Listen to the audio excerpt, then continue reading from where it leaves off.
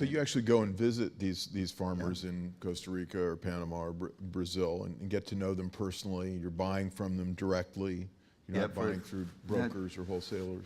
Yeah, for 18 years now, we're, some of I think our earliest one, like our broker now, with our main one that kind of handles the transactions of, the regulations and stuff. We've been dealing with the main one now for almost 18 years. We were 3 months old when we started dealing with them. And then the farmers, some of them we have 15-year relationship with. So it takes a lot of time, I would assume, to sort of manage these relationships. If you built a relationship over that period of time, and now you're 31 different countries, you say, that you've got coffee from. But you've also got a reputation, and I think you're proud of the fact that not only do you maintain these relationships as a commercial relationship, but you also are involved in giving back into the communities that these farmers live in, sustainability projects and education projects. And preschools, and we probably get more credit than we actually do, but it's a great deal, and it doesn't take much.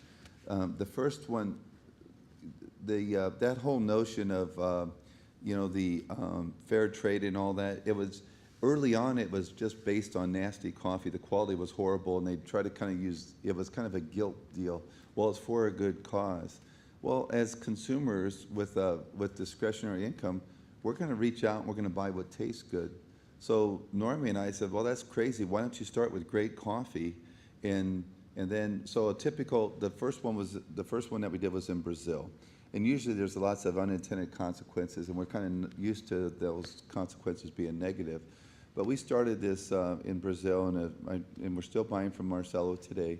And I said to Marcelo, okay, this is perfect. It was a long trip, and we figured out where we're going to buy this great, incredibly extraordinary world-class coffee. And he gave me the price, and I said, there's no way we can pay that. It's too low. I said I would be embarrassed if we're too low.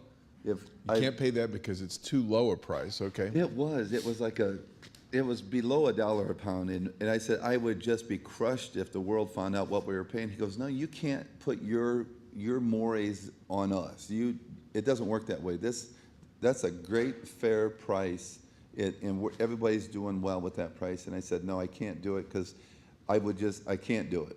So we argued a little bit, and then we agreed to to pay 15 cents a pound extra, and we would put that 15 cents a pound into the local community, and whatever they needed. And again, we don't do that imperialistically, in that we don't say, geez, Crosby, we really like you. We're going to build you a road, or we're going to build you. So we always ask, what does it's common sense, obviously. What does a community need? They needed a preschool. So we determined to build a preschool, and in a few months we had 60 kids, and so pretty soon the kids started showing up dirty. So we put in some showers and started teaching hygiene, which then the kids went home and taught the parents.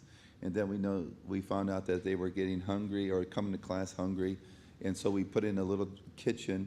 And then so we had this was just a great deal. Then the Germans got on board, the Italians got on board, the Japanese got on board, and it just fostered. And so what also happened then, that 15 cents a pound eliminated the employment problem, because when it came coffee picking time, they didn't have enough pickers.